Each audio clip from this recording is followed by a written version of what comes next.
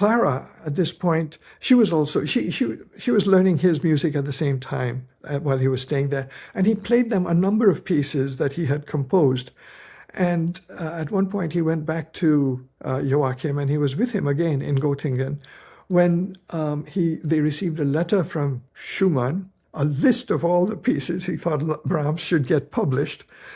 Brahms was very taken aback because he thought, no, I don't even like all these pieces. And I thought I'd get one of my pieces published, two at the most. And Joachim said, no, you're much too shy. You're much too, you have to put yourself forward. You have to show what you can do. And at that point, Brahms said, okay. And he just wiped out a number of those pieces. And God knows what they were, that he had apparently written a violin sonata, a quartet. All of these were simply wiped out. We'll never get to hear them now, of course. But that was how it got started. Hi, you're listening to Conversations with Musicians with Leah Roseman, which I hope inspires you through the personal stories of a fascinating diversity of musical guests. I was honored to record this interview with Boman Desai, whose wonderful recent novel, Brahms Comes to Dinner, I highly recommend. You'll hear how this work came out of Boman's larger novel, Trio, and he shared stories about several of his other acclaimed novels, including The Memory of Elephants, Portrait of a Woman Madly in Love, and his book about the Lennon-McCartney Beatles songs, Dancing About Architecture. Some of Boman's writing comes from his Parsi family history and the life of his grandmother, and you'll hear about several life-changing moments, including with the legendary editor and writer Diana Athill. You can watch the video on my YouTube or listen to the podcast, and I've also linked the transcript. Have a look at the show notes of this episode on my website, where you'll find all the links. Hi, Boman. Thanks so much for joining me here today. Hello, thanks. I'm glad to be here. I definitely want to start with your newly published novel I enjoyed so much, Brahms Comes to Dinner. Thank you. I also lent it to a friend of mine who's an amateur violinist, and he loved it so much. He said everyone should read this book who loves Brahms. Thank you. I've been trying to get everyone to read it. But... Well, as we're recording this, it's recently published, so hopefully this will help. Now, this unusual award, the Nicholas Schaffner Award for Music and Literature. And I was kind of curious to know I see with that award, they're not always novels, but it actually is a genre I wasn't aware of. Novels about composers and musicians. Oh, I wasn't aware of it either. I just write the books I want to write. Yeah. And then see if, wherever they fit, I'm happy to put them in there. Actually, I was in touch with Tim Schaffner, who's Nicholas Schaffner's brother. He's the publisher of the publication. And by an unusual coincidence, his parents were social and business friends with my first editor in London. So it was just a nice mix. He didn't publish my first novels that I sent him, and this one won the prize. And he made quite sure I knew that he had nothing to do with its award, with the award, but that was how it came about. Nicholas Schaffner is his brother, and he passed away, so this is in his honor. So this book comes from a much larger project, Trio, which we'll get into. Yeah. Okay. But I think we should start with this particular book. And I think maybe I'll just get you, I loved it. I was rereading bits of it today just to reacquaint myself because I read it a few weeks ago, and just, I have the author here. So I'm going to get you to tell people about it in your own words. Thank you. Okay. Yeah, well, as you said, it started out as a much larger book. The original, which was called Trio, was, the very first draft was 1,800 pages. And I had about 80 floppy disks keeping all the information together. And when I tried marketing it to various publishers, agents, editors in the US, I was told there's no market for so very large a book about classical music in the US. Now, they're wrong about this. I'm quite convinced about that. But they suggested I bring it down to 300 pages or so before they would even take a look at it. And I didn't want to do that, and so I published the original myself. And then it started getting good feedback. It got good responses. And at that point, I thought, well, now I'm comfortable enough to publish a smaller version if I can use that as a stepping stone to the larger version again. And so I published the Brahms Comes to Dinner. Initially, too, I wasn't entirely sure how I would go about it because you can't compress 1,800 pages into 300 pages. And the 1,800-page book obviously has a number of other novels in there as well. And I chose just to focus on Brahms's relationship with Clara and put that into this smaller book. And once I hit upon the notion of using that dinner as a thread, the scene as a thread through the entire book, I couldn't resist writing it. And that was how it came about. I used that particular scene, which goes all the way to the end. And it is all pretty much factual, except I encompassed a number of his bon mots, Brahms's, into a single scene. You know, things he had said in different times, different places, I put them into that one dinner scene. Because, well, there was one dinner at which he was, very obnoxious. In fact, the biographers that I had read, they all said, no, he said something so terrible we can't even write about it. So I made it up, as you probably guessed what part I'm talking. See, the trouble with being a novelist is you can't say we don't know what happened. You have to put it in there. You have to imagine it. And I made up for that with the afterword in which I mentioned what I had fabricated and what was real. And I hoped that would take care of that problem. Now, Boman, most people who are tuning in, I assume they know who Brahms was and who Clara Schumann was, but it's possible some people listening won't know. So if you could just briefly... Clara Schumann, easiest way is to say she was the greatest woman pianist of the 19th century. And she married Robert Schumann, who at that time was the greatest living composer. And they seemed to have a perfect union because he would compose and she would popularize his works by performing them. And in fact, the first 20 or so opuses by Schumann were all works for solo piano. That was all he wrote at that point, before he got into larger chamber pieces and symphonic pieces also, of course. And Brahms was 20 years old when he came knocking on their door. He was, he always wanted to compose. He'd been composing since he was sick. He actually started, he made up a form of music, writing music, his own notes and his own way to write it out at a very young age. And when his father, who was a hornist and a bassist, saw this, he decided to get him lessons. But Brahms wanted lessons on the piano. He didn't want to learn the horn or the bass, although he did take violin lessons and cello lessons too at one point. And Brahms, of course, he took lessons with a guy named Otto Kossel to begin, and then with Edward Marksen, to whom he dedicated his second piano concerto. And at that point, he also met this gentleman named Joseph Joachim, who was the greatest violinist of the 19th century, certainly of the late 19th century.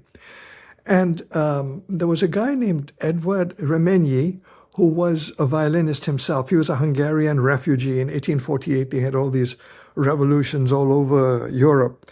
And he was a violinist refugee who was making his way around Europe, making his living as a violinist, giving recitals.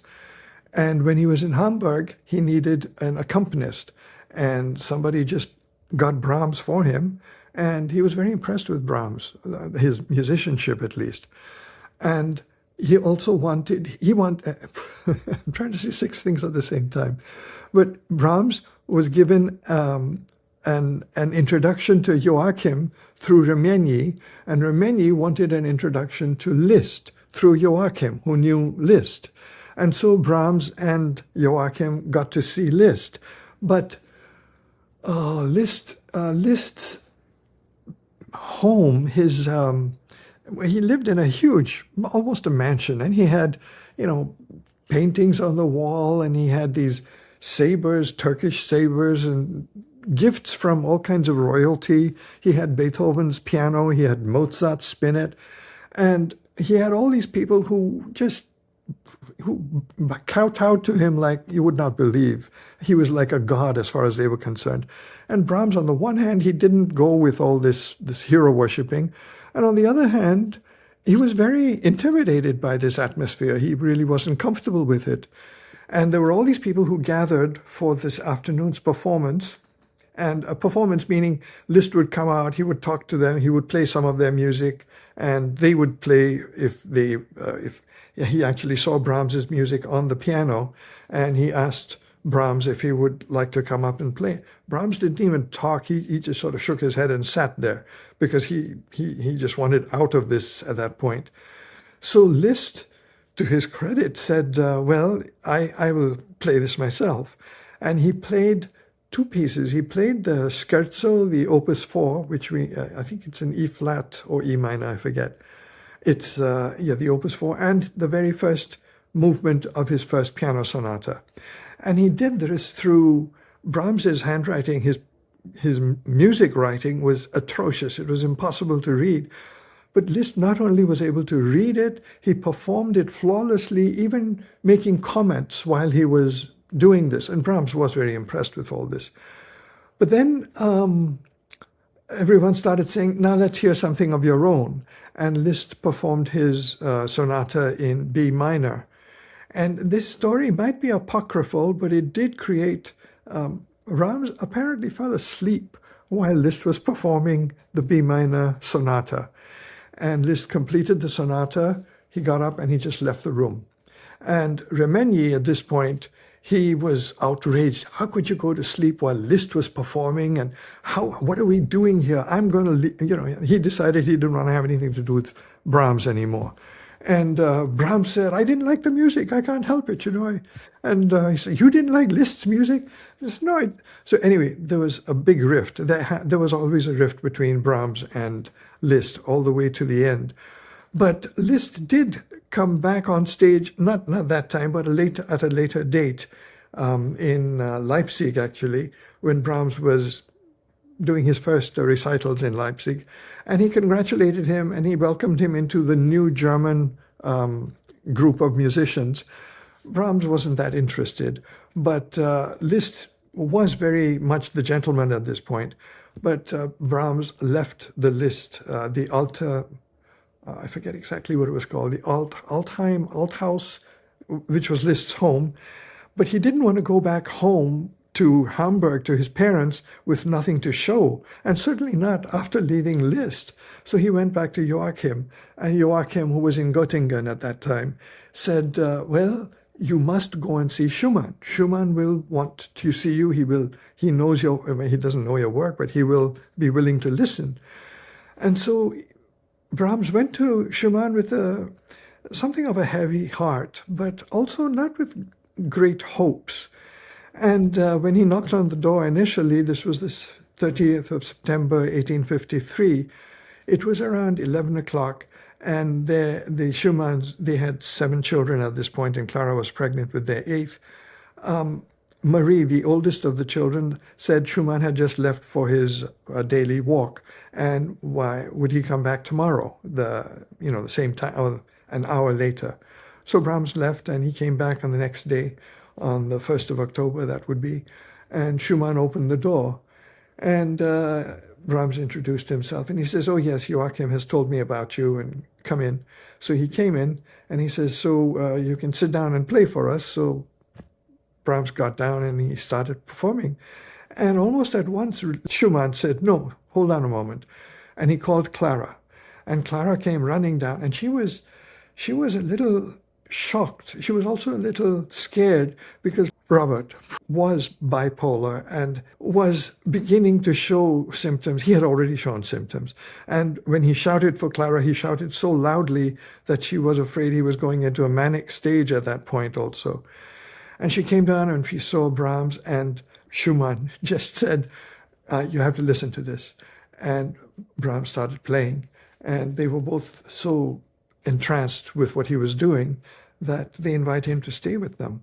And he stayed for a whole month at that point and was able to get his first 6 opuses published within 6 weeks of their meeting. Clara, at this point, she was learning his music at the same time while he was staying there, and he played them a number of pieces that he had composed. And at one point, he went back to Joachim, and he was with him again in Göttingen when they received a letter from Schumann saying he actually had a list of all the pieces that he thought Brahms should get. A list of all the pieces he thought Brahms should get published. And Brahms was very taken aback because he thought, no, I don't even like all these pieces. And I thought I'd get one of my pieces published, 2 at the most. And Joachim said, no, you're much too shy. You're much too, you have to put yourself forward. You have to show what you can do. And at that point, Brahms said, okay. And he just wiped out a number of those pieces. And God knows what they were. That he had apparently written a violin sonata, a quartet. All of these were simply wiped out. We'll never get to hear them now, of course. But that was how it got started. But then Brahms stayed with them, and Robert went into the asylum because of his problem. And Clara was not allowed to visit him in the asylum. And Brahms became a kind of a go-between. He would take messages from Robert, bring them to Clara, and back and forth. And so at this point also, Clara was incredibly depressed. And there was nothing that could really bring her out of her depression, except she would play Schumann's music. And she wasn't even performing at this time because the bills were mounting. Robert's his asylum bills were adding to the regular bills. And she needed to get out there and perform again, but she just wasn't in the right state. And at that point, Brahms was writing his first piano trio, the Opus 8, which he later revised into when he was doing his opuses in the 90s. And we have both versions, so it's interesting to compare them also. But this was the piece that sort of brought Clara back a little bit to normalcy. It was the first new piece that she was practicing, learning, that made her interested in performing again. And so after that, she performed she premiered many of Brahms's works with Joachim, many of them too. And of course, she continued performing Schumann's works. So Clara was really responsible for making the Europeans aware of both Robert and Brahms at that point. Without her, I don't know how either of them would have really progressed much farther. But that's why I got the 3 of them into trio. They wouldn't have survived without one another. Yeah. So Boman, now might be a lovely time to read an excerpt. Oh, yes. This is actually at the very end of the book, the very last performance that Brahms attended of his own work. The 4th Symphony was being performed. And this was on the 7th of March in 1897. He died on April the 3rd, not even a month later. And here it is.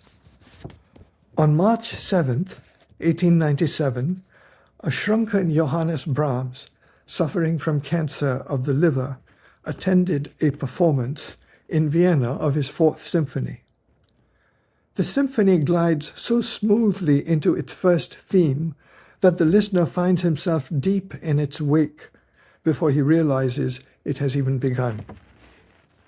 The second movement showcases a plaintive melody hovering around a single note like a hopeless lover. A friend had said that only Brahms could have written that symphony, and even Brahms had had access to certain locked chambers of his soul for the first time. But he had finally run out of locked chambers. At the end of each movement, the conductor turned to Brahms's box to acknowledge the composer.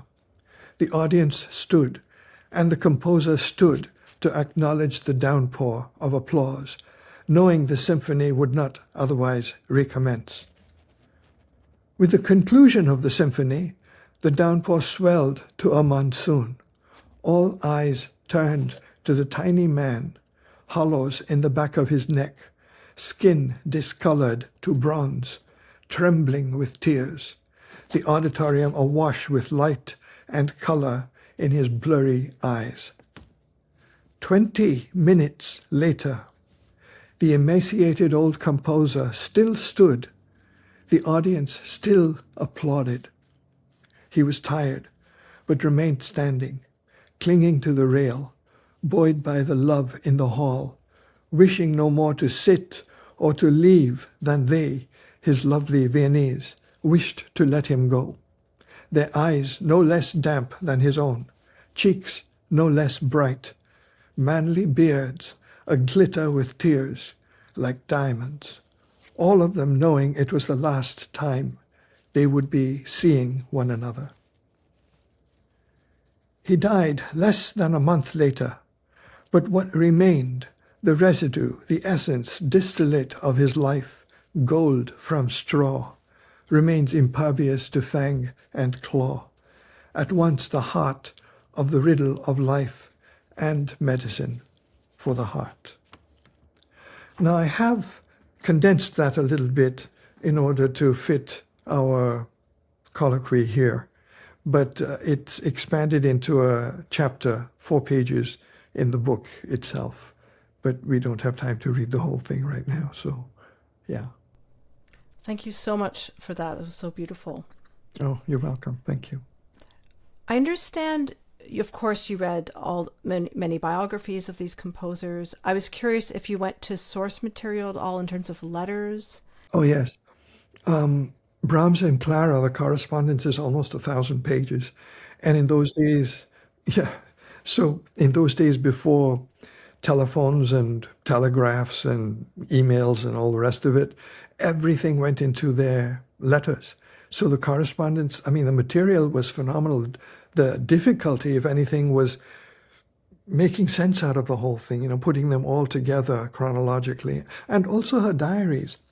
Her father, Friedrich Wieck, W-I-E-C-K, Wieck, they used to, he initially started her diary, writing in her diary himself for her at the age of 4, because he thought she wasn't a very bright child. She didn't learn to speak very quickly, but she learned how to play the piano before she learned how to speak.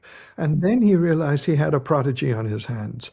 And that was when everything changed. She became his primary child. She had 2 younger brothers, but they unfortunately did not come to very good ends, in large part because the father concentrated all his energies on Clara. And the diaries that he started way back in 1824 or whatever went on until Clara died. She continued the diary on her own in 1896. So those are another set of 1,000 pages that I went through. And also, Robert and Clara, when they were living together, they used to write in a common diary. Robert would write, and then Clara would write. It wasn't a daily thing, but every now and then, whoever's turn it was would fill in. And Robert didn't write as much as Clara did.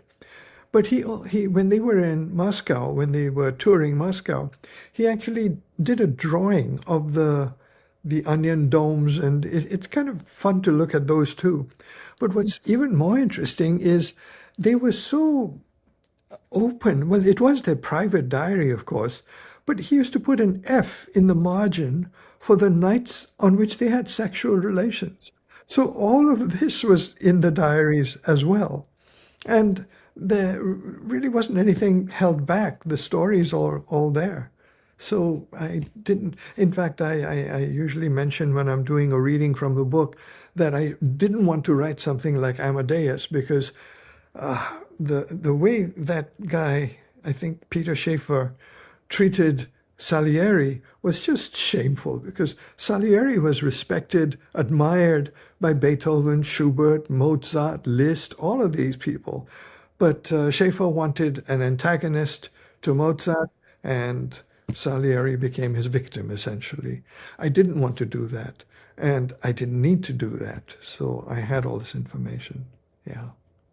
I understand also, like, Robert Schumann's medical records were released in the not too distant past. Ah, yes. To the end, when he was in the asylum, there was no cure for Robert. All they did was pacify him on occasion with drugs. That was what they did. And apparently a lot of inmates of insane asylums in those days died of starvation or dehydration because they simply refused to eat. That was the only way that they had any kind of control over their lives.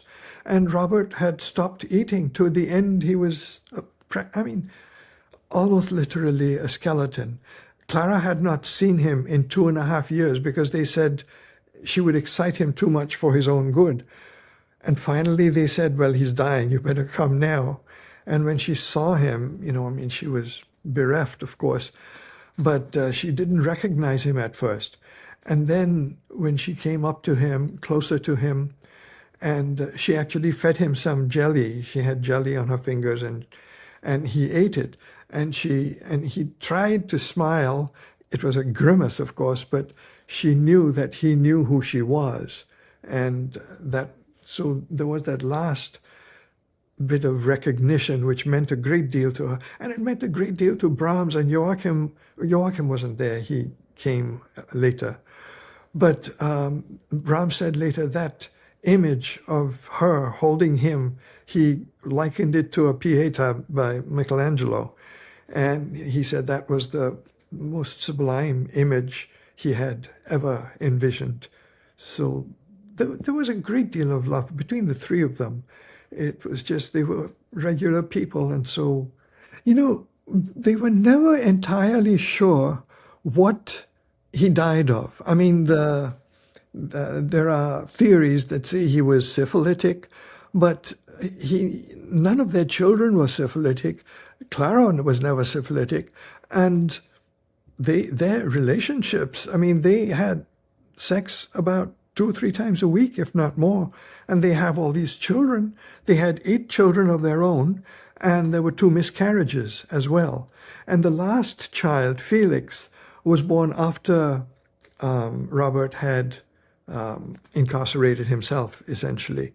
And one of Clara's grandchildren, who was very upset because he wasn't included in the will, actually came out with a pamphlet in which he accused Brahms of being the father of their last child.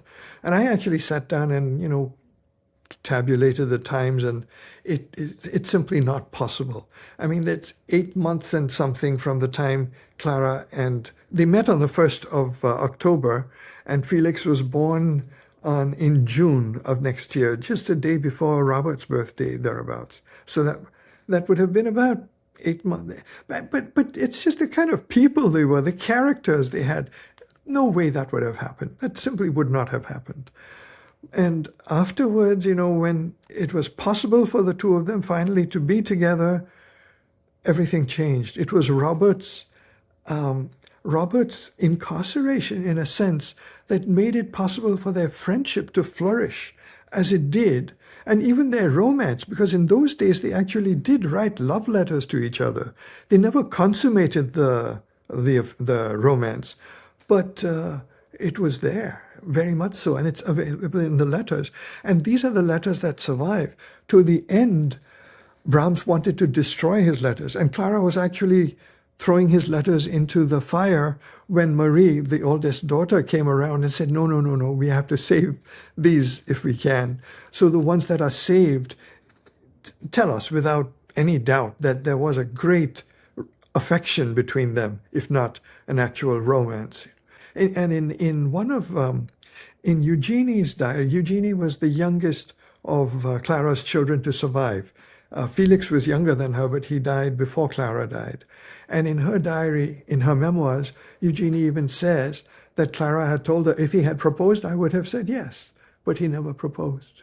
So she said she never understood Brahms. She had known him all her life, well, since he was 20, And he was such a different person from the time he was 20 to the time he was 62, which was when she died. She died less than a year before he died. And actually her death was almost the key that set his death in motion. Because first of all, he was on holiday in Switzerland when he learned about her death. And it was sent to him, the letter was sent to him, a letter from Marie, the daughter, to Brahms in Vienna, saying, our mother passed, or she closed her eyes for the last time. And Brahms dashed to Frankfurt, which is where he thought she was living at the time. He missed the stop, and the conductor, failed to wake him up at the right time. So he had to take the train back. And then he found out there had just been a memorial in Frankfurt, and she was to be buried in Bonn.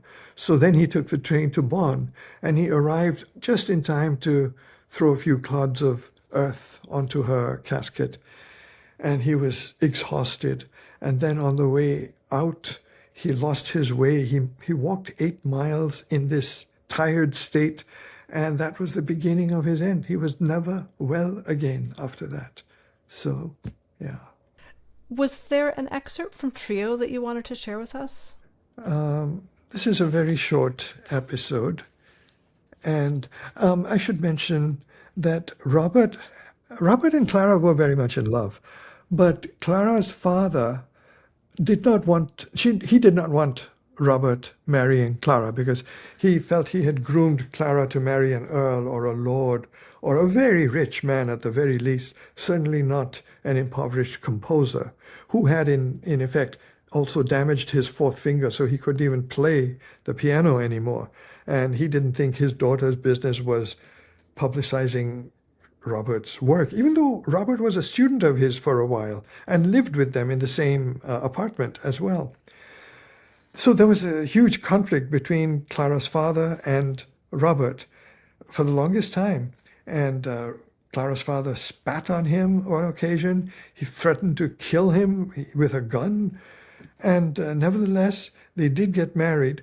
But this passage I'm going to read was Robert has just been visited by Clara's father, who has told him in no uncertain terms that he is never going to marry Clara. No matter what he does, he will use every way he can to get him out of the picture. And so he is very depressed, and he's wondering how to... But Robert, at the same time, he was having other affairs too. He was having an affair with an English pianist who was touring at that point. He had an affair with one of Clara's servants, who became an inspiration for one of the parts of his Carnival. Chris was her name anyway. But at this point, he's very depressed because he's just been blown down by Clara's father, and this is how it came about. Robert sighed, sitting again at the piano. Willie, who was his roommate at that time, wouldn't be back until late in the evening, and he was faced with the prospect of the long day ahead. Additionally, it's raining outside too, thunder and lightning and whatnot. Very dramatic, actually. He had work to do on the Zeitschrift, which was a music paper that he also published. And the fantasy Stück he was writing for Robena. Robena was the English touring pianist with whom he was having the affair, and he was writing the fantasy Stück, which I think was his opus 12, for her.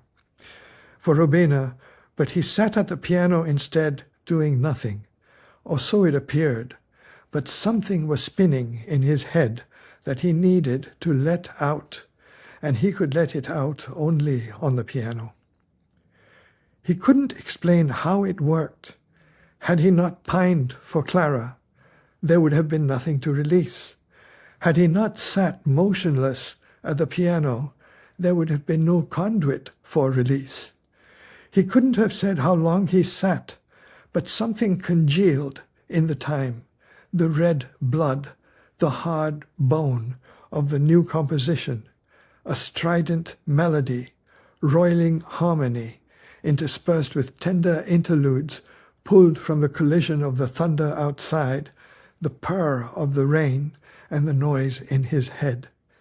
He held his hands over the keys, and under them the landscape of his nerves, blood, and bones sprang to life, little kingdoms growing under his fingers. This was his Opus 11, which he dedicated to Clara, finally. His first piano sonata, yeah. Such powerful writing, and it's great to hear you read your Thank work. I was curious in terms of your own, like when you grew up, Boman, your mother was a pianist? My mother was a piano teacher, actually. So we did have a piano in the house. Ironically, I was born in Mumbai, and I came to Chicago when I was 19. And that piano was made in Chicago, and it was brought to Mumbai. So we used to joke about they exchanged me for the piano, essentially. But yes, my mother was a piano teacher. My father was a civil engineer, and I grew up and when I was about 4 or 5, I was, playing with soldiers, like Brahms used to play with soldiers, actually, under the bed, the covers. It was a small enclosed space. When my mother came and asked me if I would like to learn how to play the piano. And I said, yeah, sure. I thought I would be playing Mozart in a couple of weeks. But I was too short even to reach the pedals, so I had a box, for my feet, and we were going through those John Thompson books at the time. And I got very impatient. I said, no, I just want to play what I hear. I don't need to learn how to read in order to play what I hear. And this amazed me. My mother, who had been playing since she was a teenager, even before that, I don't know exactly when, had never composed in her life, never thought of it even. And I said, how can this be? And she said, well, some people perform, some people compose, and thank God we've got both of them. But she got me another teacher. He used to play nightclubs, and he used to play a lot of jazz. And he taught me basic chords. But I'm no pianist by any stretch of the imagination. But it was good enough for me to get my ideas, my composing ideas, onto the paper. And then I learned the guitar. My brother actually got onto the guitar before I did. But it was a revelation that, C major on the piano is C major on the guitar. And, just to see how the music coalesced. And my brother also did a composition. He's a songwriter more than anything. And he did produce a couple of cassettes of his own work at one time. So he was very well known in Mumbai, and he still is well known in Mumbai, but he's not performing anymore. We're both old now, so yeah. My parents listened to a lot. Mozart was my mother's favorite. Mozart, Chopin, Beethoven, the usual. And my father was very fond of Johann Strauss also. Even if he had the same, he would buy the Blue Danube by God knows how many different orchestras. He just loved that piece. And I used to listen to, Rossini was another big favorite also, the overtures, of course. My father was also very interested in tape recording music, so we had a lot of music in the house. And when there were concerts in Mumbai, my parents would take me too. And when I was younger, the Moonlight Sonata, the Beethoven Pastoral, these are very attractive pieces for a child. And then for a long while, I simply got out of it. I got more interested. Most of my peers were not interested in classical music, and I wanted to keep up with them. So Elvis and the Beatles and the Rolling Stones all came in.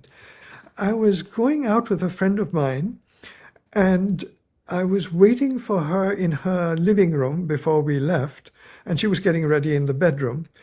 And she had a cat who was rather spastic under the dining table and kept sort of jerking. And I thought, what is wrong with this cat?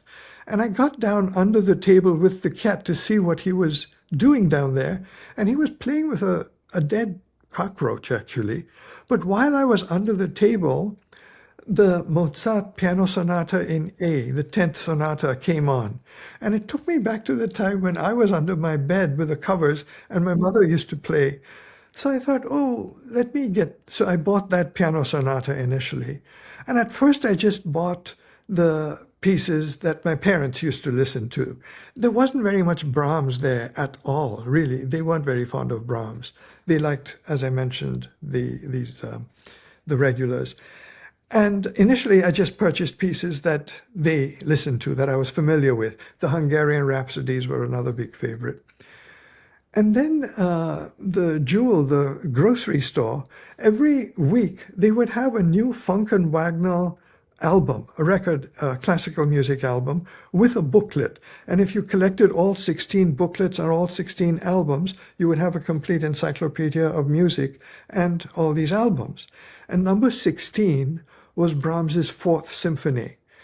And when I first listened to it, it was by Hans von Icherstedt. He was a Swiss conductor. And I was just blown away. I used to listen to music before I went to work every day. I would get up early and listen to the music with headphones, nothing to interfere with that. And it was a form of meditation as well. And when I first heard that Fourth Symphony, which I was just talking about, I was just entranced. I thought it was just beautiful. And that was the beginning of my interest in Brahms. Then I started getting his other symphonies and reading about them. And you might be familiar with a reviewer, critic by the name of Tovey, Donald Francis Tovey. Well, he wrote a number of critiques. He was a contemporary of Brahms too, though he was much younger, so he lived much longer. But I got collections of all his works. And for the Brahms Piano Concerto No. 2, he had a description in there of the sense was mighty wings flapping. And I thought, oh, that's an interesting analogy, you know. But I hadn't heard those wings flapping when I listened. But then after I had read that, I went back to the symphony. This was during the scherzo, the second movement. And I thought, oh, that's what he was talking about. Those are the wings he was talking about. And he actually said there are three ways to talk about music. First, you can just talk about the number of movements, the length of each movement, things like that. In the second, you can talk about where the modulations come in, where the repetitions come in, how they are changed, where they are varied. And the third is this visual effect that music has. So I tried to get some of that into my writing when I was talking about Brahms's works as well. These are, of course, my own visualizations, but it came from reading Tovey. Yeah. I was actually curious, growing up in India, that you weren't listening to more classical Indian music as opposed to Western European music. No, I'm afraid. See, I'm a Parsi, which is a very small group of, it's a minuscule part of the Indian population. Mm. It's like 0.006%. And it's a dying race simply because religion disallows them to mingle with foreigners. And they don't allow converts. You have to have a Parsi father and a Parsi mother in order to have a Parsi son. And people keep marrying out of the religion. And so it is becoming... So the Parsis, they came to India in the 7th century. They were running from the Arab explosion. You know, the Arabs were conquering everything in those days. And if you wanted to maintain your religion and if you wanted to maintain your life, you had to leave the country, essentially. And they left. They followed the old trading routes. They landed on the west coast of India. And many of them are now still... The largest concentration of Parsis in the world is in Bombay. But there's also a large group of them now in Chicago, in Toronto, near where you are, and Houston. The largest group of Parsis outside of Bombay is in Toronto, interestingly enough. And so what they did to survive in part, initially, they acclimatized themselves to the Hindus, who were the dominant religion at that time. Then when the Mughals came in, the Muslims, they acclimatized themselves to the Mughals.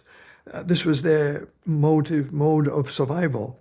And then when the British came, they were, of course, very British. And the British, of course, brought Western classical music with them.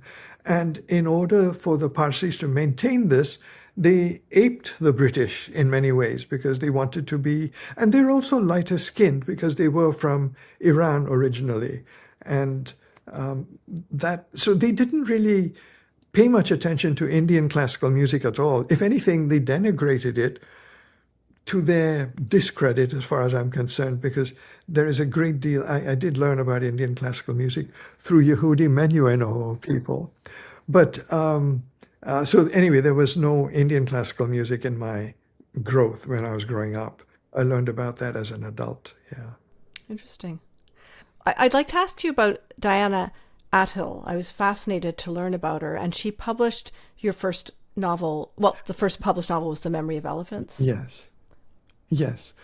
You want me to mention how that came about? Yes, please do. Oh. Hi, just a quick break from the episode. Please note I've linked a few suggested episodes in the show notes for you, with Martha Antol, Heather Taves, Michael Stephen Brown, Thomas Cabaniss, Yale Strom, Gabriel Kahane, and Scott Nygaard, among so many episodes since 2021. Sign up for my newsletter, where you'll get exclusive information about upcoming guests. Consider buying me a coffee on my Ko-fi page, or buying some unique podcast merch. You can also review this podcast, share it with your friends, and follow on your podcast app, YouTube, and social media. All this helps spread the word. Thanks. Now, back to my conversation with Boman. I was working full-time at Sears Roebuck as a market analyst trainee, meaning I was waiting for an analyst to die so I could take their place. Pretty much like Brahms's father was waiting for a bass player to die so he could take his place. And it wasn't, I had written a 200-page novel at that point, and it had been declined by 5 publishers. Just 5, that's nothing. But I saw friends of mine shooting ahead with their lives, married and children and so on and so forth. And I figured I better get on the stick and do something for myself. So I went back to my office manager. I was working part-time while I was writing this book, and I said, I want to go back to working full-time. And she said, okay, but you have to dress the part. In those days, I was wearing headbands to work, sandals, which was absolutely a no-no. She said, dress the part, and when there is room, we know your work, we know you, so when there is room, when we need somebody, you would be the first person that we would come across. So I was going through the paces at that point. But what happened was Sir Edmund Hillary, the first gentleman to climb Mount Everest, had an office in the Sears Tower. I was on the 35th floor, he was on the 37th floor. And Sears had hired him to lead an expedition of a boat that they were selling from the mouth of the river Ganges in the Bay of Bengal to its source in the Himalayas. He headed this expedition of 4 boats.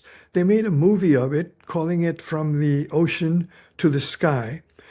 And they showed it on, they showed it on PBS in 1978 or so, but they had a preview in the tower, and I saw the preview. And on the way down from the 37th to the 35th floor, I was in the elevator with just one other. He was a senior market analyst. And these are huge floors, and we hardly know one another, but we know one another by our faces, by the nameplates. And he looked very thoughtful. And just curiosity, I said, is something on your mind? And he said, no, but just, that I saw this, we've seen this movie, and I can't help comparing myself with Sir Edmund. For him, every day is an adventure, and he's 10 years older than I am. Whereas for me, it's the same routine every day. And I was just sort of laughing, and I said, well, what did you want to do? Did you want to climb mountains? And he said, no, I'm not that adventurous, but I do wish I had written one good book. And by that time, we reached our floor. And I said, well, when you retire, and he said, of course, everyone writes books when they retire. And then 6 months later, he died of a heart attack. And my first thought, he was only his mid-50s at that point, and my first thought was, he's never going to write his book. My second thought was, I'm never going to write my book if I stay with this job, this position. And I went back to the office manager and I said, I'm sorry, I would like a part-time job again, and I have to write my book. And she said, well, you're going to be demoted, which means lower pay. You're going to be part-time again, which again means lesser pay. And as a part-timer, I would lose my benefits, which again was something to think about. But I told myself it was only going to get more difficult as I went on. And I took the part-time. I started working. I was a secretary for the chief economist at Sears at the time. We became good friends. He even came to Mumbai with me once, which I was very happy about too. But for 10 years, I wrote my book. It was 400 pages, but in those days with electric typewriters, I typed the whole thing from beginning to end twice to get a clean copy. And then it was declined by about 40 publishers in the space of 4 months. And this just knocked me out. I had a syncope. I just passed out at work. I was taken to the hospital. And I was given 2 weeks off from work to recover.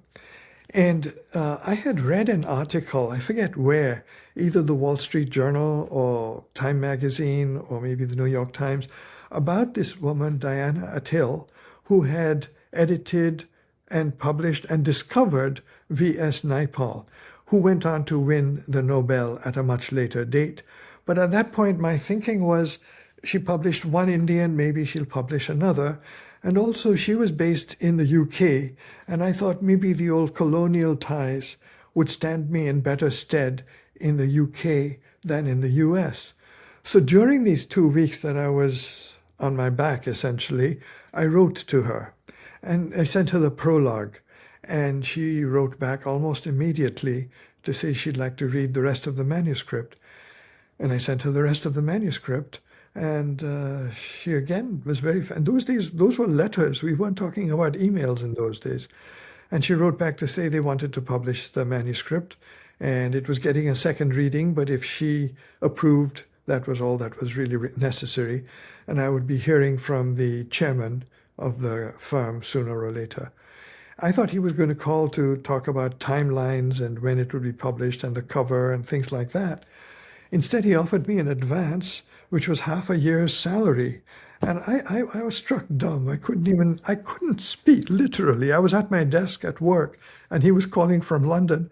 And I wrote the figure down on my calendar. I still have that page, because I thought, I'm not going to believe this later on. And he said, isn't that enough? This very deep English voice. And I said, oh, yes. I was about to say, I would have paid you to publish the book. I didn't say that. And I said, thank you. And he said, no, thank you. And I said, no, thank you. And this went back and forth for a while. And then things got a whole lot better, I mean, it wasn't easy sailing by a long shot even after that. It was 13 years before the book was published finally in the US by the University of Chicago Press. But even so, things were never quite that bad again. And then the rest of the work came about too. Yeah. So that book is The Memory of Elephants that you're speaking about. Yes. And the title is really a metaphor for the memory of the Parsis, the Zoroastrians whom I just spoke about. That prologue is the story of how they fled Persia, which is Iran today, to come to India. And the rest of the book is 3 generations based on my family. My grandmother at one point, she was in her 90s at this point, had sent me a care package. This was in the 1970s. She sent me tins of Indian food because she thought I would miss it. Initially, there wasn't that much Indian food in Chicago, but gradually, I mean, now we have Indian food to match anything in Bombay, or Mumbai as it's called now.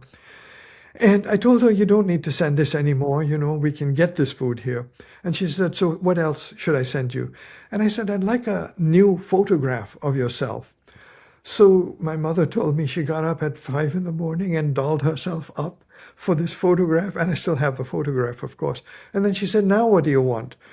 And I remembered that when she was younger, she had written a number of plays in which she had acted herself. These were all in Gujarati, which is not a language I speak fluently or hardly at all anymore. But I asked her to write down the story of her life as much as she could remember. And she had also traveled to the UK, again speaking no English, and to the Far East. Her son, my father, was in the UK at this point, so he was able to help her once she was there. And she traveled all over Europe with him too. But on the ship, there was nobody that she could really talk to. There might have some other Parsis, but that was about it. And the Far East, she had spent time, and she wrote about all of these things. And they're still in the library of the town in which she grew up. And I asked her to write the story of her life. She was born in 1884, which was the year before Brahms wrote his Fourth Symphony, which is how I remember it. Brahms and my grandmother were on the same planet at the same time. But she was in her 90s. She died in 1984. And I visited in 1985 from Chicago. And my mother had translated all this Gujarati into English at this point. So I was praying that this was worth something, that I could use it, because she was in her 90s, but it was beautiful. It was perfect. And that really provided me with the first part of the book, The Memory of Elephants. And then I thought, well, now I have to fill it out with the rest of the family. And I sat my mother down and I recorded everything she could remember of her childhood, her courtship with my father. And that was how the book. But she said, you can't say this because this really happened and we don't want people to. So I said, no, that's all right. I'll make it up. So I made up things to compensate for and then she said, now everybody will think this is true. So I said, but you can't have it both ways. You can't tell me to make up stories and then tell me not to write the real story. It has to be one or the other, you know. So, I mean, that was just a little fun along the way. But even my cousins, many people in the family didn't want to read the book because they thought, well, they just don't understand why people write books or music. They attend the concerts and they'll read the bestsellers, but they're not readers or musicians in their own right, aside from my brother now. And my cousin in London was very sympathetic, nevertheless, you know. And so that was how the memory of Elephants, it's a metaphor for the long-term memory of the narrator of this story. Yeah. Yeah, so you've written quite a number of historical novels. Some are early 20th century, mid-20th century. There was one I was curious, about a circus troupe, the Elephant Graveyard. Oh, how did that come about? Oh, it was very...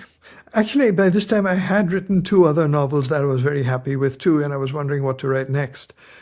And I call this The Elephant Grave. The elephant, he's always not the real live animal, of course, but I had elephant bookends. I had elephant paper cutter, made of ivory, no less. And I liked I used to drop it. It was my uncle. My uncle and aunt lived in Hong Kong, and I visited them when I was 5 years old. And my uncle said apparently one afternoon, I had secreted myself again under the bed and drawn pictures of elephants, one after the other. So elephants were sort of always part, and when I had my naujod, which is the equivalent of a bar mitzvah or a confirmation, I was asked by this friend of my parents what I wanted for a present. And I said, I'd like an elephant. She said, we can't get you an elephant. I said, no, a small elephant, meaning about that large. I had seen a jade elephant in her apartment. And she said, oh, you can have these. My mother said, no, you can't take other people's things. And so she got me a wooden elephant, which was pretty, we still have those actually. So elephants. And so when I was thinking about what shall I write about, I thought, well, let me write a book centered around the elephant. So as with Brahms, where I read everything written about Brahms, I read everything I could find out about elephants. And I reread Moby Dick twice because I wanted to see how he used the whale and I was using the elephant in similar terms. Initially, I was going to set it in a zoo. And then I thought, no, a circus is far more interesting, far more exhilarating. And then I started reading everything I could find about circuses. And my boss at that time, again, I was at Sears. I was working part-time again at Sears at this point. He used to holiday in Florida, and that's where the circuses used to have their bases when they weren't. And so he brought me a couple of books that were filled with circus lingo and circus stories and things. So I became something of an expert on circuses, but I wanted to have a one-on-one relationship, if not a relationship, an encounter, let's say, with an elephant. So I went to the Brookfield Zoo in Chicago, and I went to the person who minded the elephants. Her name was Amy something. It's in the book anyway, in the afterword to the book. And I told her the whole story, and she said, I said, I'd like to meet the elephant one-on-one. And she said, sure. She said, the elephants were out on the paddock at this point, and she said, why don't you go inside where the cages were, for the night, and wait for me there. And there's the cage, the elephant's cage. Then there's a it's narrow, but it's large enough for an elephant to walk sideways. And beyond that was the door that led to the paddock. And she said, wait for me, I'll join you in a minute. So I went inside, and I was waiting at the cage, not in the cage, right at the door of the cage, for the elephant to come in. And he started coming. And I thought, where is the owner? I was getting a little scared because he was getting larger and larger as he came closer and closer. And finally he had reached the second door, so we were maybe about a couple of yards when she showed up. And I mean, it was fine. She'd brought some baguettes with her and rolls, and I fed the elephant, and I touched his tongue, his trunk.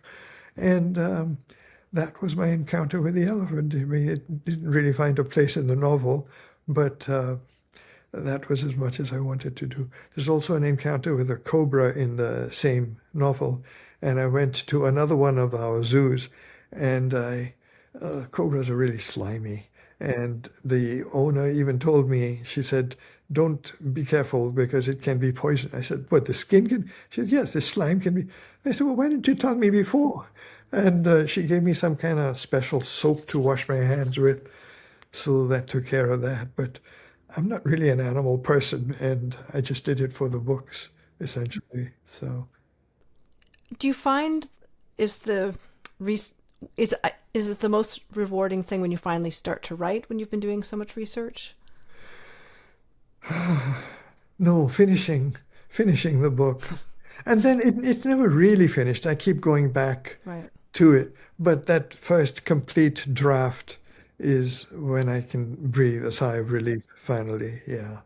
While I'm writing it, though, there are passages which I'm very excited about, and I will read those passages over and I mean, even now I will read passages over and over again.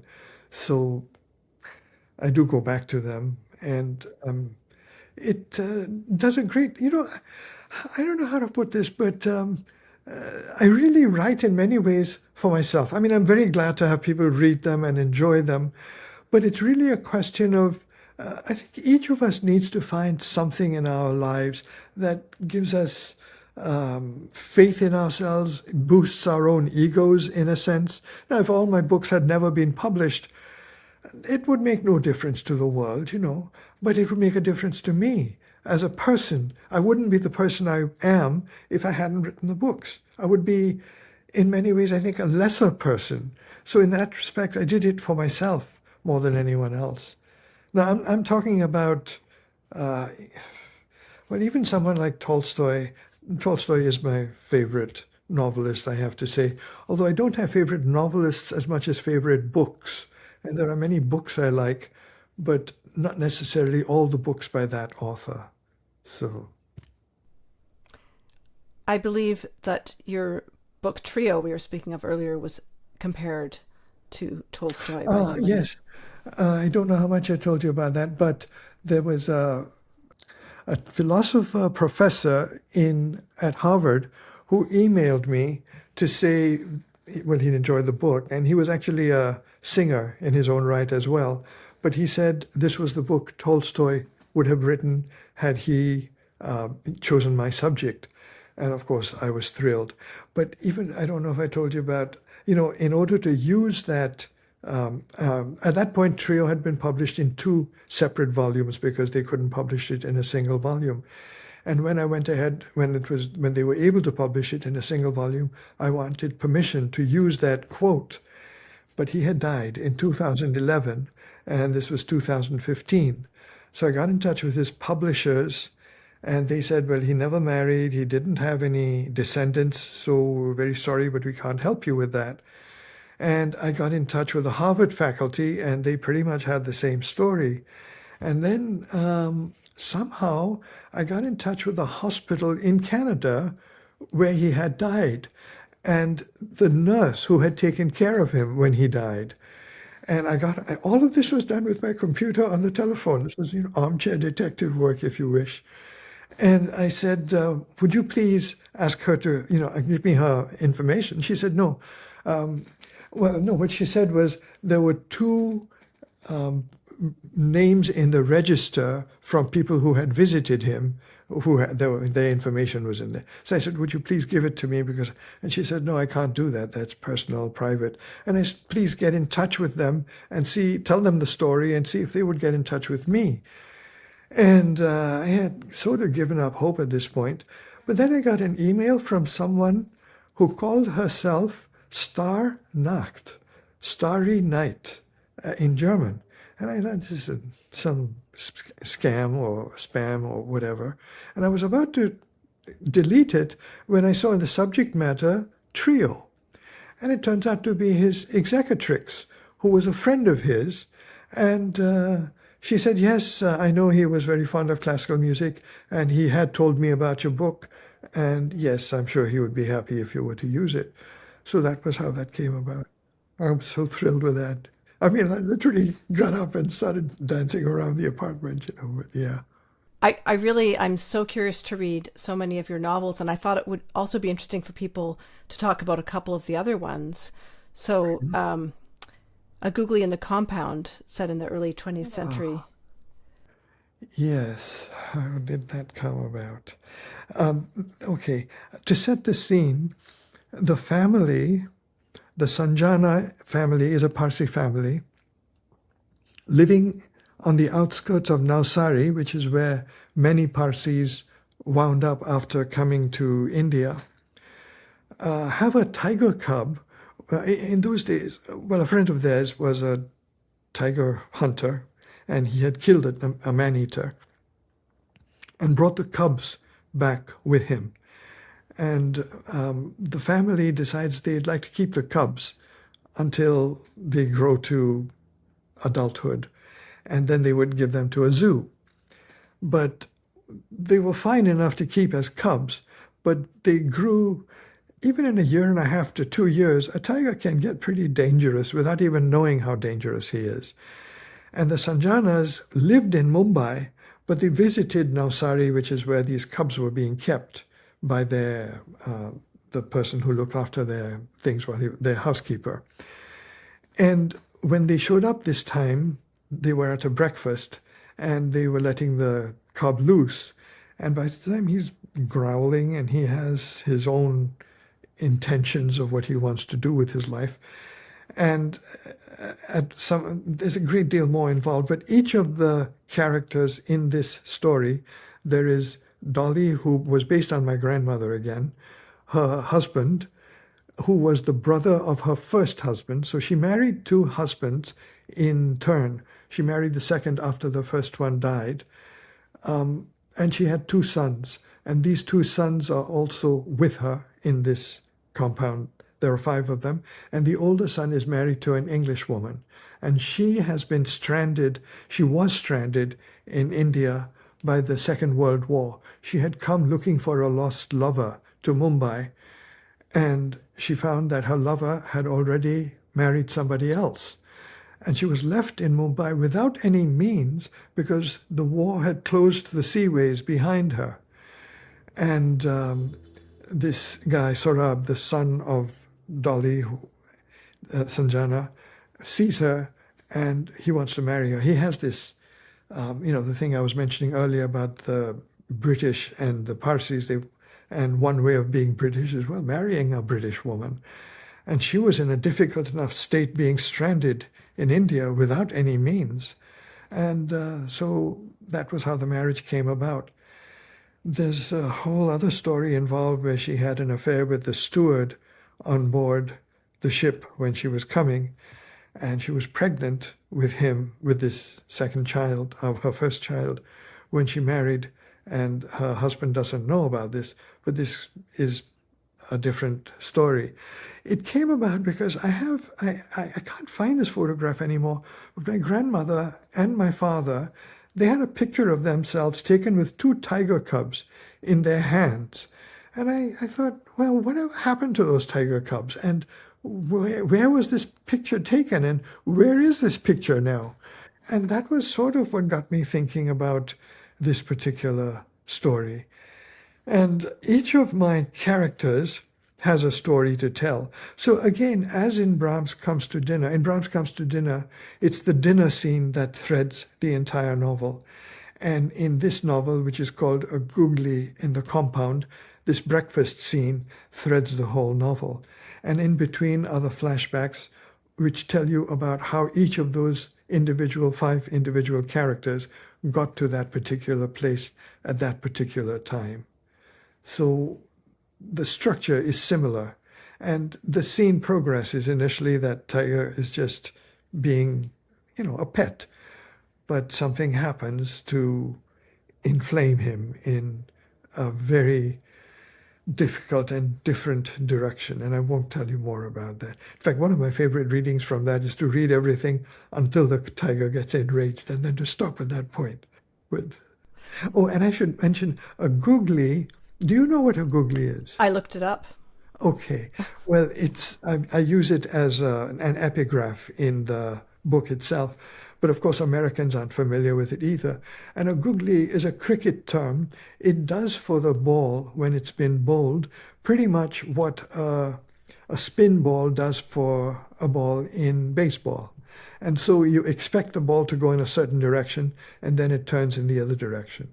And a googly in the compound here, of course, is the metaphor for the tiger, whom you expect to go one way, and then he goes the other way.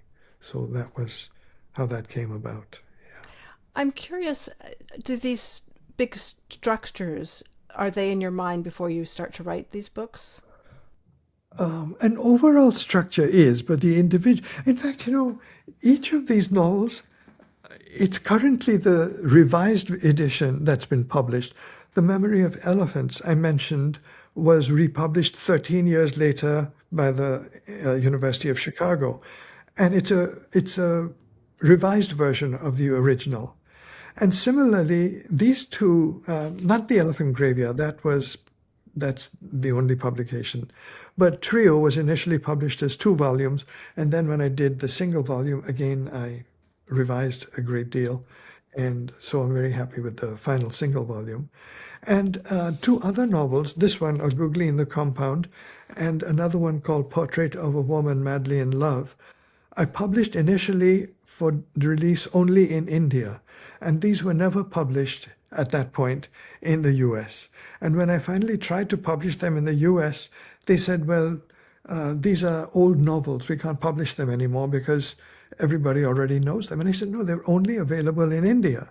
But they said, well, now with Google, etc., they're available everywhere. And I said, yeah, but nobody thinks about it even. It's a brand new publication. But anyway, I didn't get any further with that.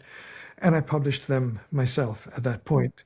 And fortunately now, with Amazon, whom I don't like on many counts, but the publication is so easy. It's pretty straightforward, and it's inexpensive. But the problem, again, is publicizing the work. Publicizing a work is very expensive, and something like what you're doing is invaluable as far as I'm concerned. So thank you for that. But these 2 novels, I republished in the States, and when I republished them, I revised them quite a bit, especially A Googly in the Compound. I added a whole scene there. And I added a whole scene in Portrait as well, but a smaller scene, yeah. So A Portrait of a Woman Madly in Love is based on this high school teacher. I was just reading up a little bit about these books. Yes. So writing from the point of view of a woman as a man yourself, how did that work for you?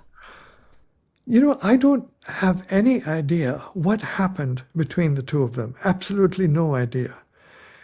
But I had seen them once. I was 17, he was 17, a classmate of mine. I saw them walking side by side. And they weren't holding hands, they weren't looking at each other.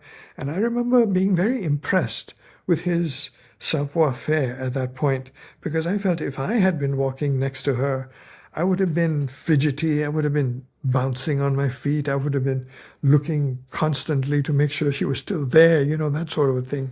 So I was very impressed with that. And much later, after I had published The Memory of Elephants, and after my second book had been declined, I was thinking of more novels to write, and I remembered that one scene. And as I said, I knew nothing about what happened between them, but I undertook to make everything up. And when I undertook to make everything up, I went into my own life, which is how, in a sense, this is my most autobiographical woman, although I'm not gay, I'm not transsexual. I never even thought of it in those terms, but she has a marriage and an affair before she winds up with a good, happy ending, let's say. And I had a marriage and an affair, and I haven't wound up with a happy ending yet, but that was the state of things. And unconsciously, I suppose, I was transmuting my life into hers. I didn't really think of it as my life while I was writing it, but it was after it was done that I recognized all these things. And even so, in the first book which was published only in India, was called A Woman Madly in Love. When I republished it, I called it Portrait of a Woman Madly in Love. And I republished it because there was a woman on the 5th floor of the building in which I lived. I was on the 3rd floor. She was in her 90s, and I was writing trio at that time. And I would bump into her in the elevator every now and then. And we got talking, and she invited me to, I was in the house. I wasn't going anywhere. For those 3 years that I wrote the first 1,800-page draft, I lived entirely off my savings. I was saving money on food, so I lost 20 pounds. I was saving money on haircuts, which is how my ponytail got started. And so I saw quite a bit of her. And she said at one point, she asked me what I was doing, and I told her I was a writer. And she invited me to her place. And she was a lovely old woman. She was, like I said, in her 90s. And she had eloped when she was 18 years old. She had an encounter with, of all people, Al Capone way back when. So she was telling me all these stories, which I've used in A Portrait of a Woman now, because she became part of my story later. And what happened was she started having heart attacks. And she'd been to the doctor, and the doctor had said, you have only about 3 weeks to live if you don't have surgery right away. And she, like I said, she was 93, 94 at that time. And she said, I've lived long enough. I've lived a good life. I don't, 3 weeks is fine. But she said she had trouble. She had trouble just even taking the elevator to the ground floor to pick up her newspaper from the lobby and her mail. And I said, no worries, I can do that for you, And her groceries, I got groceries. She'd make a list and I would go and get them for her. And I did this, I thought 3 weeks, no big deal. But she lived for more than a year after that. And she was writing in her diaries at that point. She said, if you want, you can use these diaries, use them any way you want, And after she finally did pass away, I had all her diaries and whatnot. And I remember thinking my character in the novel, she was still a little too full of herself. And I think I was a little too full of myself in some ways too at that point. And this episode, I was with Wilma, which was her name. In the book it's Alma, but in real life it was Wilma. And I was with Wilma once, through many of her heart attacks. And I would give her ampules of morphine, which she would syringe into her mouth. And there was one point she was suffering a heart attack for 4 hours.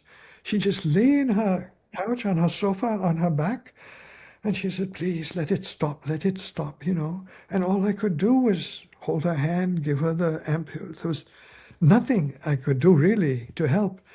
And I saw her in a sense so close to death often enough. And this had an effect on the way I saw death as well, and in the way Farida, my character. So I added this section in different parts along the novel of A Portrait of a Woman Madly in Love. So that was a benefit, as far as I'm concerned, in revising the story, the novel at that point. And with a Googly in the compound, there was one character who really didn't have much of a story. And I thought, I need to get more of a story for this guy, but I was just out of ideas. And I told myself, maybe he's just too apathetic, too effete to have much of a life, But then when I was in Mumbai at one point, I was visiting a friend of my mother's who had been in Burma during the Second World War, just before the Japanese came across the country. She was 13 years old at the time, and her family, they were fairly well-to-do, and they took a boat from Rangoon, which is where they were living, to Chittagong, hugging the coastline of Burma until they got to Chittagong, and from there a train to Calcutta and then into India. But they kept her father back because he was a doctor, and the British needed doctors for outbreaks of malaria or whatever. And then it just became impossible. The Japanese just broke through and everybody had to leave on their own account. And her father got into his jeep and he was finding his way as best he could. But 4 British Tommies held him up at gunpoint and got him out of the jeep, got into the jeep themselves, and drove off. And he was left to his own devices at that point. It's an amazing story, but somehow he made his way back to Calcutta, and on the way he came across his jeep with each of the 4 British Tommies with their throats cut in the car itself. And I thought, this is my character's story. He somehow finds himself in Burma, and then I found out there was a division of, a platoon of Indian soldiers who started in Pune, which is very close to Mumbai, which is where my character lived, Bombay at the time, it wasn't Mumbai then. And so I read, there was an Ohioan missionary, a missionary doctor in Burma at the time, and his name was Seagrave. And I got a hold of his memoirs, so I learned a little bit about how that took place. And there was an American general, Stilwell, General Joe Stilwell. They called him Vinegar Joe because of his tartary mouth, I guess. But he led an expedition of Burmese, Indians, Chinese, British, and Americans safely to life in Calcutta, all the way from Burma. And I read his diaries, his stories, and I realized my character had to somehow join his troop because, out of all the people, out of all these refugees, only about 10% survived. Only about 10% made the way. Otherwise, they died of starvation or killed by the Japanese along the way. But every single one of General Stilwell's contingent survived, including a dog by the name of James. They brought him along too. And the Chinese were very upset about this because they ate dogs and they were getting hungry. But they saved James as well at that point. So that was how Googly got revised. Boman, was that your grandfather, the doctor? No, this was my mother's friend's father who was the doctor. Yeah. Okay. And she's still alive. I still see her in Mumbai she's in her 90s now too, of course. But I gave her a copy of A Googly in the Compound, so she was quite thrilled with that too. Yeah. Speaking of older women, we went very quickly past Diana Athill, your first publisher, your first editor, but she was an incredible woman. Do you want to say a couple of words about her for people who don't know who she was? After she retired, she was knighted by, he's King Charles now. Anyway, she wasn't just my editor. She was an editor to people like John Updike, Norman Mailer, And she had stories about all these people too, which were quite amazing. And Mela in particular, she said at one point they were going to a reading somewhere. They needed 2 cabs for all the people they had. And Mela was in the cab in front and she was in the cab behind. And halfway there, the cab in front stopped and they stopped to get out. And it seemed Mela had challenged the cab driver to a fight. And she thought it was the most ridiculous thing she ever heard. I don't think they actually got into the fight, but they got into an argument for sure. And things like this, And V.S. Naipaul, she used to iron his shirts and, well, I mean, she got him his start. The first 3 novels he published through her firm didn't go anywhere. And she said, we published novels that we thought were good, even though we knew they wouldn't sell, because we knew that further down the line, they would sell. And sure enough, his 4th book, A House for Mr. Bishwas, won the Booker Prize.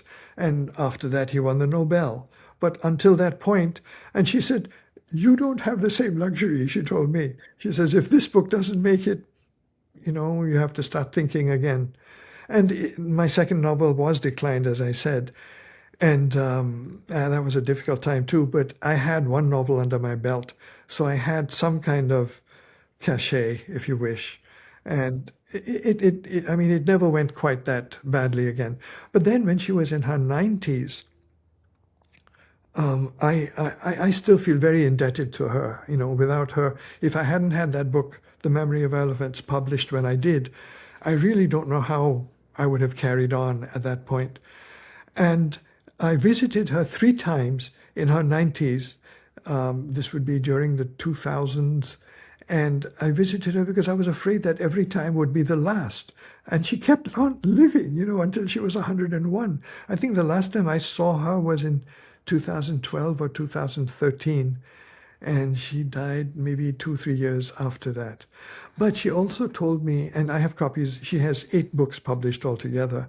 One of them is a book of short stories. One is a novel. And the others are all memoirs.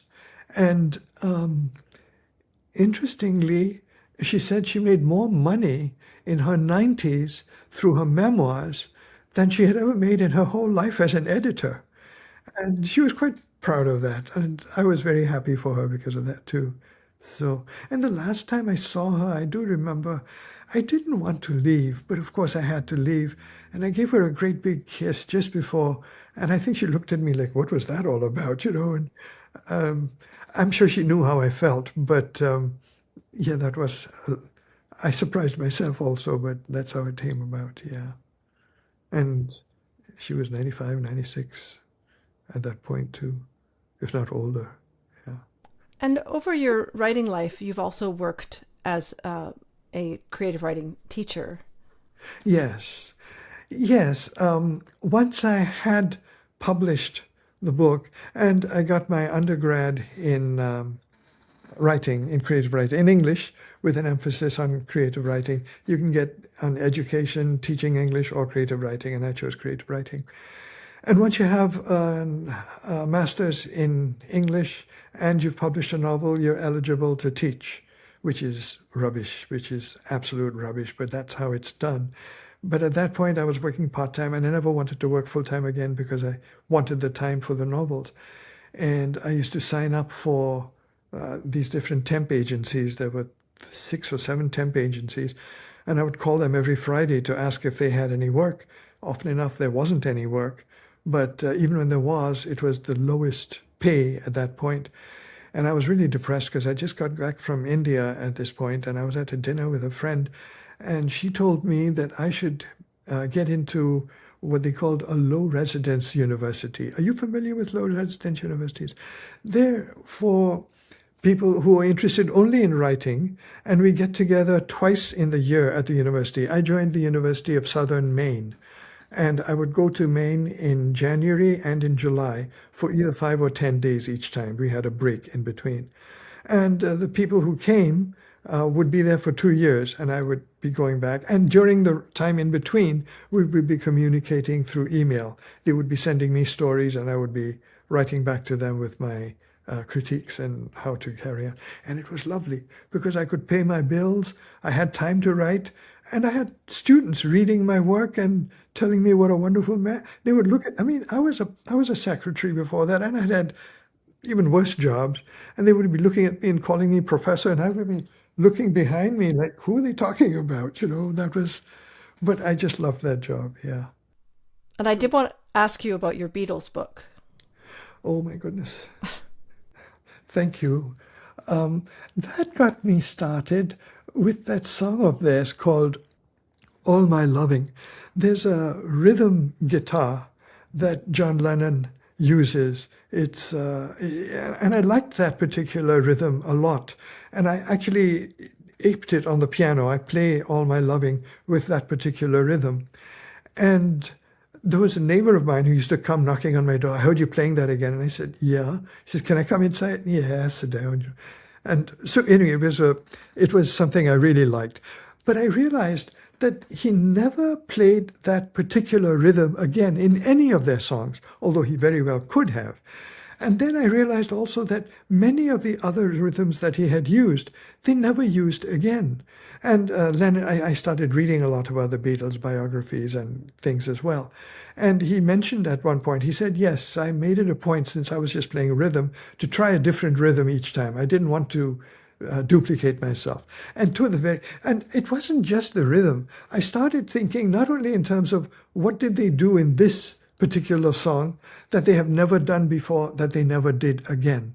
And like in that song, I Feel Fine, they start out with that reverb, which was actually a mistake. And George Martin was going to cut it out. And Lennon said, no, leave it. I like it, And even the backward tapes that they did for a while, those were all mistakes that they held on to because they liked them.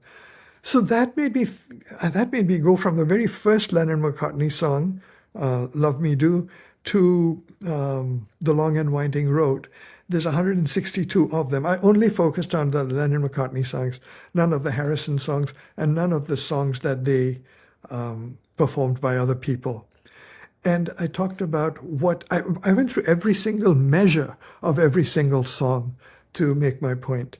And there's only about 6 or 7 songs in which they repeat out of all of those. And that is quite astonishing in itself. Yeah.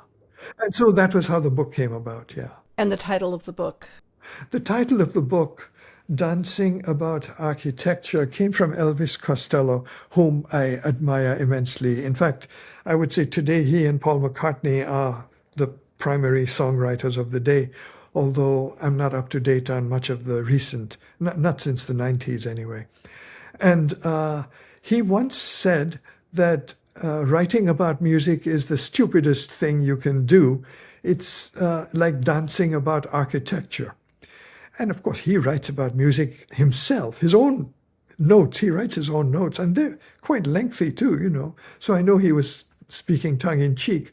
But I started thinking, yes, but you can also dance about architecture, because you would dance very differently about the Sears Tower than you would dance about falling water or about the Taj Mahal. It would be a different dance.